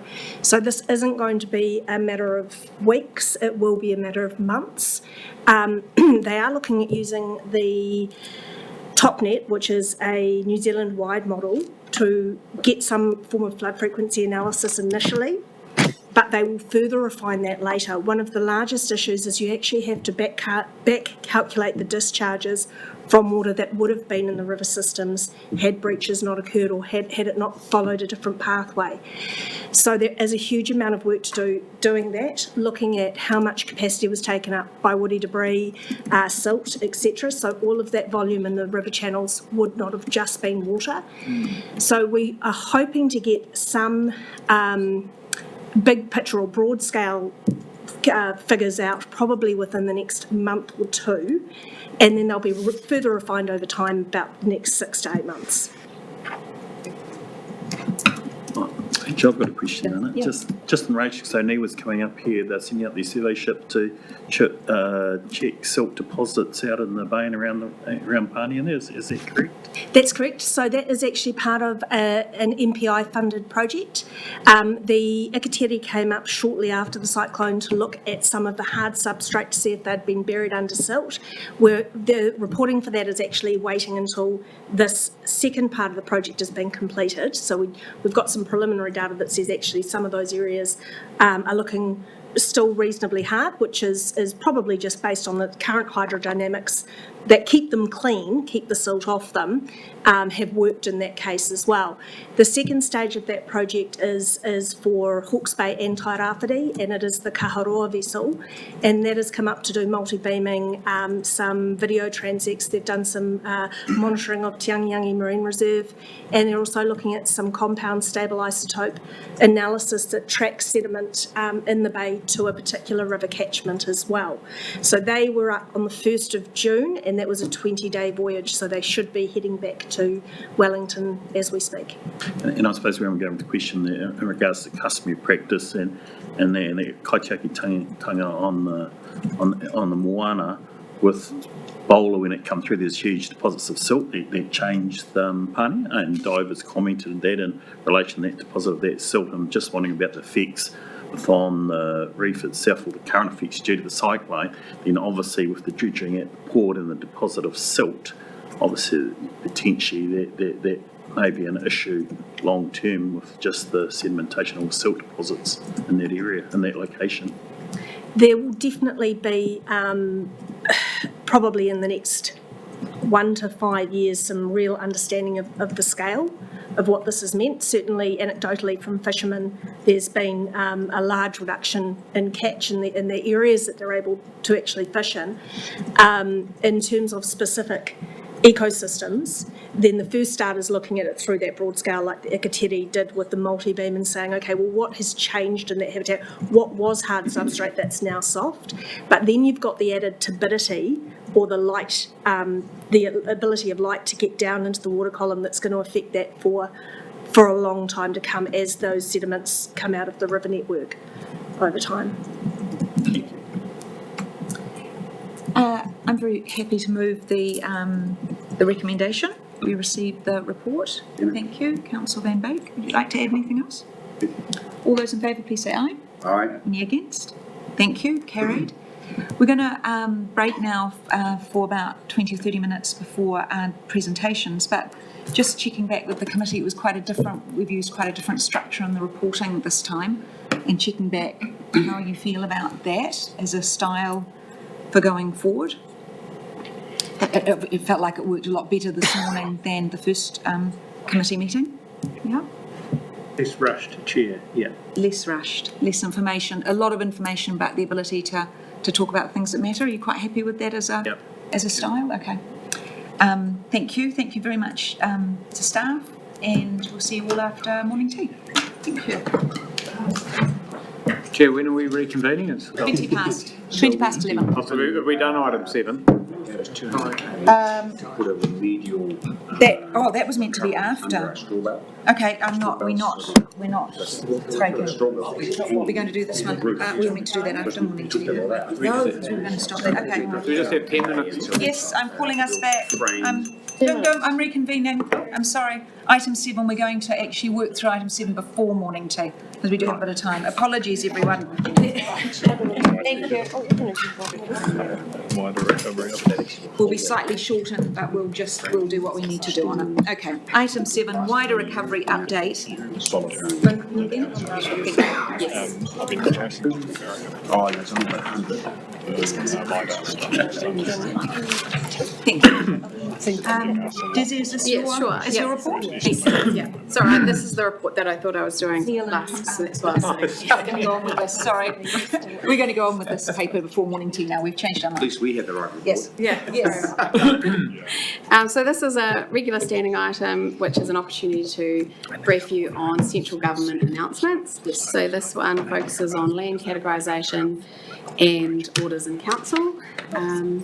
And I think as I'll take the paper as read and we could answer questions. And just note that, this is a week old, so things are moving fast in both these areas. So yeah, we can answer any questions. So this is particularly picking up around the land categorisations and what Bill touched on this morning, and still the moving space around how the voluntary buyouts will occur, how the funding will occur, what the three different categories in number 2 mean, how they're being approached, etc. As Desi says, it is changing all the time, but I'm sure there's a few, and the orders in council, which are noted down at the bottom. So, questions on these? Councillor Van Beek. Yeah, you knew this was coming. Point 10, and this is regarding orders in council, and Mr. Parker obviously has understood that this is an urgent issue. I can't see the word, I think you've missed it, in retrospect, which is wishful thinking. Is this going to be in retrospect at all? My understanding is that it will take effect as of the 27th. I think Ms. Brunton's going to come and speak to that for us, Councillor Van Beek. Through you, Chair, hasn't been to Cabinet yet, so no decisions have been made. We understand, working with the Ministry, they were not proposing it to be retrospective. So that means that when it actually is being through Cabinet and accepted, then it will be in effect. As Kerry has suggested, the date that we had was the 27th. That was likely to be the date after it was to be heard by Cabinet. Okay, good. No, thank you. Yeah, Councillor Williams. Yeah, thank you. Just on orders in council while you're there, possibly. But we heard earlier from John, I think it was, the issue with the Mulsio section of the Stop Bank Hastings District Plan rules. We got caught up in a bit of that last year with the IRG program. There's a reference to OICs for reducing consenting requirements for new or upgraded protection schemes to reduce construction timeframes in Category 2. I know this is a bit of a package for the question, but this is obviously hugely important, where you've got this Category 2 holding pen where people are saying, well, what is it going to be? And we need to get on with some of this stuff. Would that be it's under the heading financial prudence regulations, would that be an OIC vis-a-vis the RMA though, however, or is there an OIC in contemplation that might make the building of stock banks more consentable and more permissible? Do we need that? Through you, Chair, that's a conversation that Mr. Dolly and I have been having, right. And yes, we will be making it part of an OIC or request to MFA. Yes, that is in the wrong place in the document, actually. But that's what that's about. Great. Should be under discussion. Yeah, it should be under the MFE cell. That should be 1320, not 13.9. Brilliant. Thank you. Sorry about that. Okay. And just an update on the LTP, we had a letter from DIA. They sent a letter to Bill yesterday saying that all the 5 councils, Kaipara and Taira Gisborne District Council, have been identified as councils that would be eligible for a 3-year unaudited LTP. So we're very supportive of that. Yeah, I thought it last week. So that will hopefully go through in Cabinet and come into effect in August, I think. Thank you. Desiree, as Mr Bayfield touched on this morning around the negotiations with government around voluntary buyouts, etc., is there a time period set for that to occur within? So you may have seen there was a media... I found this on the web for us, Sarah. This does all the time. It's automatic. There was a media release yesterday that made public that Chris Finlayson is our lead negotiator. They have started negotiations and it was the Crown's intent that it would be finished by the 30th of June. Chris Finlayson has said that he finds that highly unlikely. And they're still working through the scope of the negotiation, whether it will be just the voluntary buyout of Category 3 or it will be other council-centric investments such as the flood protection and the roading.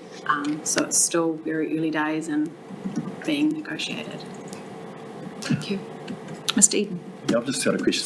Some members of the community that asked me around the 3 and the categorisation. I think the question was raised last night in a public forum meeting that council may have attended, and yeah, people were asking about what determines a category 3 when you look at other risk factors. I'm just saying from the community perspective, because obviously those people weren't flooded, but there's some category 3 and they're going to stay in their houses, and yeah, it just appears some confusion in regards to the category 3 rating. Do you have an example, like would it be east? If I look at by Pakuratahi up by Tongoia, and a person that lives out there and his house wasn't flooded, but then he's category 3 and he's saying yes to why should he move when it wasn't flooded? Yeah, so there is the process to determine the categories. The thing that probably has changed from the writing of this report is that we have the assured maps now. So they have been updated. So there were, I think, about, say, 24 maps. And of those 24 maps, there were 8 changes made. And 2 were quite minor, but the other 6, then that slowed the circulation of the maps because we wanted to give time for the TAs and for Bill to contact, I think, Councillor Van Beek mentioned that earlier, to contact those affected households, those residential properties. But it's still provisional until we've spoken to each of the affected households. So there is a process. If they feel that they can request a reassessment of their categorisation, they need to ring the 0800 number, and then there's a process each week. There'll be those properties will be looked at and potentially released from that category. So that is something that we can tell the community that if for example in Eastwood Tongoio, if they live up on a hill, they would have been zoned a category 3 because their driveway or their farm was within the boundary. But if their property is up on a hill, then they need to request a reassessment and they'll be released from that category. So Desi, if people go onto the website, on the front page there'll be a place they can click onto. The 0800 numbers are there. Anyone who may not have yet been contacted or seen them, the maps are there, everything's available. There is, the dedicated call centre that's been run by MSD, I think, and they are managing that process and then sending us those requests for reassessment. Excellent, thank you. But we also know that people are contacting the TLAs as well, and so they are collating that information. If they're receiving any of those calls directly, they're sending those through as well. So there are multiple avenues for people to make contact, and so if people just reach out, they will Thank you. Discuss those. Councillor Curtin. Yeah, just a question in regard to 13.7 of the Orders in Council. Looks like enables severely affected councils to set rates that are different from what's provided in a long-term plan. Does that have any implications for regional council? And I'm just thinking about the flood recovery rate. I think, we're calling that extension to the UAGC, or how are we treating it currently? It is a uniform annual general charge, I think, so it is a new rate. It's a good fallback position for us that we have done that, and we are consulting on it, so we're covering all our bases, but that does give us a little bit of regulatory relief in that area. But in actual fact, we have consulted on that rate anyway, so. Happy to move the recommendation? Are you happy to move? Oh, no, yes, happy Yes. to move. Thank you, Councillor Van Beek. Any other questions or comments? Just to thank staff for keeping up the conversation with the ministry about all these nooks and crannies that are actually pretty damn important for our recovery program, and making sure we've got the regulatory landscape to progress them. So keep up the good work. Thank you. Yeah, thank you. Thanks from all of us. Thanks. All those in favour? Aye. Aye. Any against? Carried. Thank you. Now we'll have morning tea. Sorry? Long speech. You had a long speech, did you? Yeah. Well done, Mr. Chair. Thank you. 20 past 11. 20 past 11. Back, please, for our visitors who are here to join us for morning tea. Perfect.